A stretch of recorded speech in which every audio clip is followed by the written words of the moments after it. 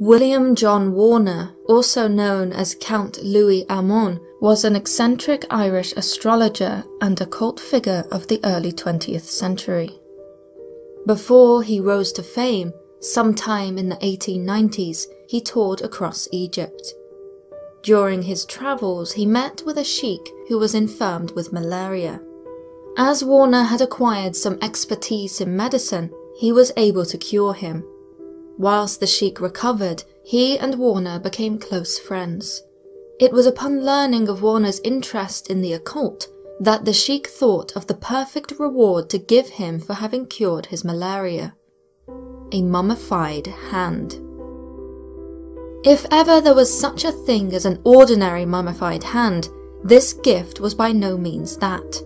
No, this hand had belonged to the daughter of a heretical pharaoh, presumably Akhenaten. She had fervently defied her father's religious views, and he, knowing his god's law must be upheld above all else, had his daughter raped and killed. As a further insult, the pharaoh had her hand cut off by priests and buried separately, for she had converted to the old religion, which held that the body must be intact so as to be able to enter paradise in the afterlife. The sheikh claimed that for over 1,000 years his tribe had held the hand in their possession, and so it was that the gift was given. For the next 30 years, it would remain in Warner's hands. It was in 1922 that Warner noticed something peculiar.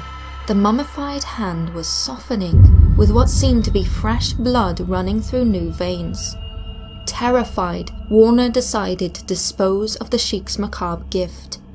He determined that, on All Hallows' Eve, the night when the veil between the world of the living and the dead was at its thinnest, he would burn the pharaoh's daughter's hand. With the mummified hand engulfed in the heat of the fire, Warner read from the Egyptian Book of the Dead. It was then that a great wind rushed through the house and opened the door to his study. Emerging from the darkness was the ghostly figure of an Egyptian princess dressed in royal finery. She walked towards the fire and extended out her stump of an arm. She had no hand, just the pitiful remnants of a wrist. Taking these remnants, she cast them into the fire to burn alongside her hand. Then the spectre vanished, and so did the hand. According to some, Warner was subsequently hospitalized, overcome by the shock of encountering the ghostly princess.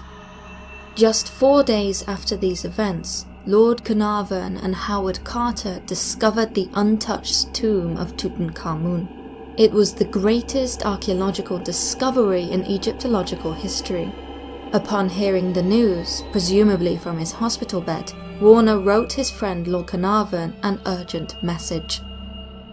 "I know now that the ancient Egyptians had knowledge and power of which today we have no comprehension. In the name of God, I beg you, take care." Only a few months after, Lord Carnarvon would be laid to rest after a mosquito bite took his life. And, if newspapers are to be believed, more than 20 others connected to King Tut would follow him to the grave. Stories like this one which tell of cursed mummies have abounded for centuries. Even before the discovery of Tutankhamun, one of the most famous of all the stories is that of a supposedly cursed Egyptian mummy that plagued the British Museum so much that they decided to sell it to a museum in New York. However, on its voyage across the sea, its fatal curse took 1,500 souls down into the icy depths of the ocean, for the ship it sailed aboard was the Titanic. However, this story is riddled with inconsistencies. Chief amongst them is that the Titanic's very thorough ship cargo register did not list any mummy on board. Such is the case with many tales of cursed mummies. The supposed deadly curse of Tutankhamun was said to have claimed more than 20 lives. However, the truth of this story is questionable. In the decades which have followed, many have highlighted the resentment of newspapers at the time, who felt snubbed that Howard Carter had sold exclusive media rights regarding the discovery of Tutankhamun to the Times of London. Vindictive, the media spun every tragedy which could, in whatever small way, be linked to the boy pharaoh and his so-called evil curse. Not only that, contrary to popular belief, there was no written curse to be found on King Tut's tomb. The only tenuous link is the dubious account of a scarab bracelet found on a mummified hand in the tomb. It is said to have been inscribed with the words, "Cursed be he who moves my body, to him shall come fire, water, and pestilence." This bracelet was later gifted to Sir Bruce Ingham, whose house subsequently burned down, with his land being flooded during the reconstruction. There is no explanation for this. However, the account is once again corrupted with inconsistencies, with its supposed inscription having at least 2 different possible wordings. Undoubtedly, this story is suspect. It must also be noted that out of the 58 people involved in the excavation of Tut's tomb, only 8 died within the first 12 years, with many living to reach a ripe old age. Carter himself, the lead archaeologist of the excavation, did not die until 17 years later at the age of 64. Therefore, there is much evidence to indicate that the curse of the mummies is nothing but an urban legend, concocted by sensationally driven media outlets. Furthermore, it has even been suggested that Carter himself helped fuel the flames of the supposed curse, in order to make sure people stayed away from the excavation. That being said, there have been numerous reports of people falling ill whilst in possession of a mummy, or after having entered a mummy's tomb. Usually, such illnesses are defined by respiratory problems. In 1955, Dr. Jeffrey Dean from South Africa suggested that the supposed curse of the pharaohs could be attributed to a particularly deadly fungus that is known to grow in bat guano and can cause a potentially fatal disease called cave sickness.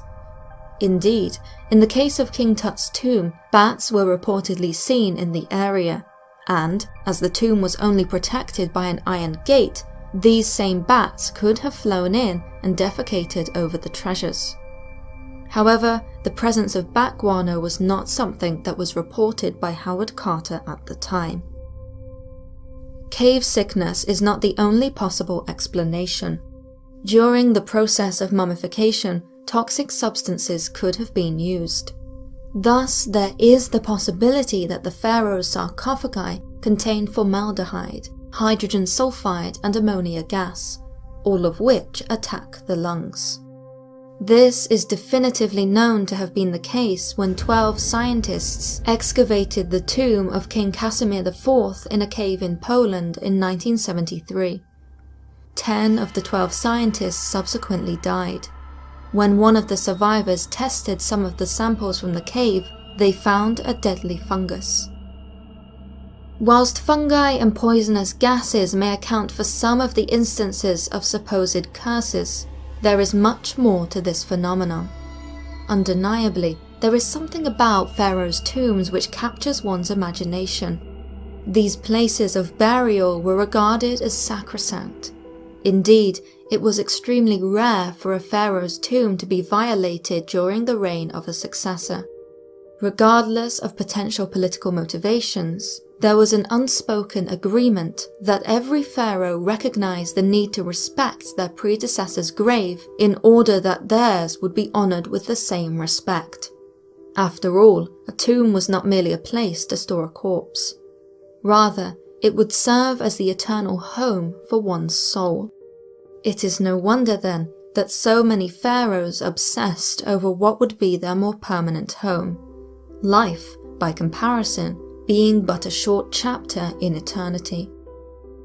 Yet, life does go on. In the world which these glorious monarchs left behind, respect was costly. In fact, revolutions occurred often in part due to the high maintenance costs needed to preserve the graves and pyramids of so many pharaohs. One inexpensive way to deter people from grave robbing, and even more so, successors from pilfering valuable goods stored in graves, was through curses. As such, these ancient kings were obsessed with the power of the written word. The use of curses was all the more important during times of dynastic instability.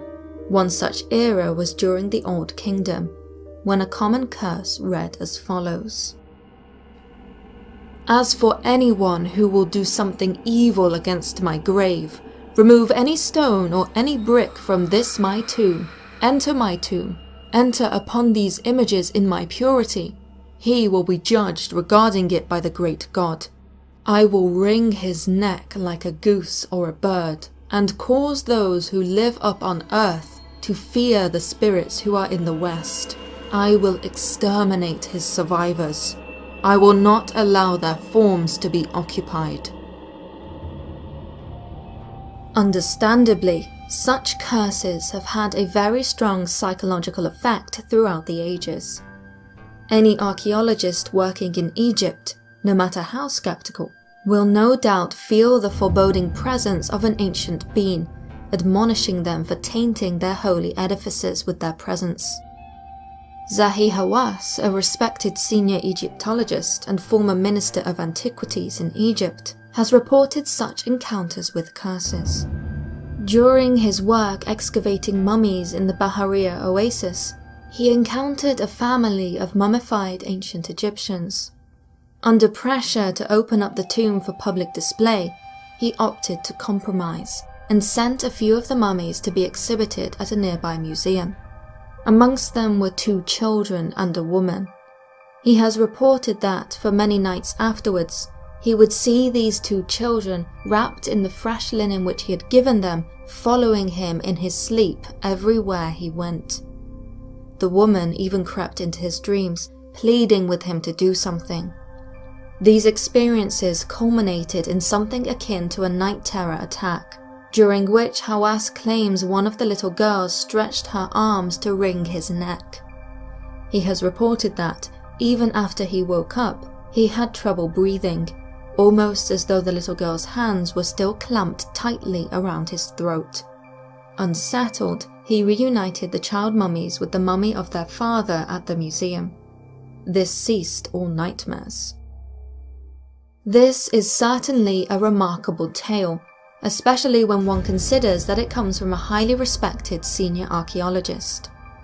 Upon relating the curse of the mummy, Hawass has another account to relate. Far from always inflicting torment, it is suggested that the power of the ancient Egyptians can have positive effects also. This story involves Mahmoud Saleh, a young man who Hawass met at the age of 12 after the boy's father had asked to meet with him.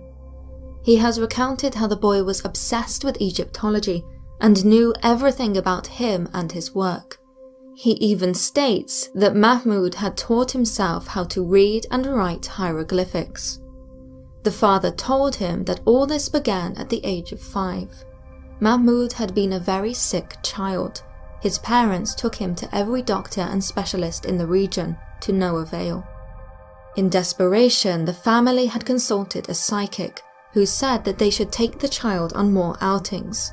Mahmoud and his parents visited the zoo, the pyramids, and eventually the Cairo Museum. There, the boy had stared into the eyes of the mummy Ahmose, the great pharaoh who had expelled the Hyksos dynasty from Egypt.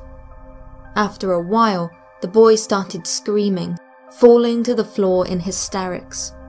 When he recovered from his fit, he was cured of his illness.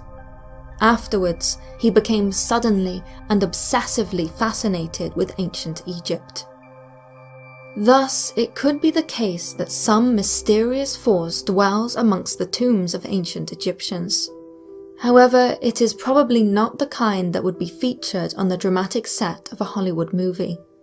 Rather than plague throngs of innocents with maledictions and illness, this force, for lack of a better word, is a spiritual one. a force that comes from a sophisticated civilization which comprised a complex belief system. Many people lived their lives always looking toward death and the afterlife. Indeed, the concept of eternity is often forgotten in the more sensational accounts of the mummy's curse.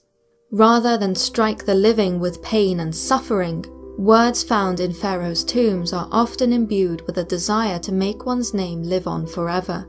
After all, in the words of the Egyptologist Salima Ikram, the whole point of an afterlife is to be remembered. This is most certainly the case for Tutankhamun. Although his name was erased from the state record of kings by his vindictive successors, the boy king's legacy has entered eternity, becoming by far the most famous of all the pharaohs of Egypt in modern times. Thank you for watching. If you enjoyed this video, please leave a like to let me know. And if you have not done so already, be sure to subscribe for more of the paranormal.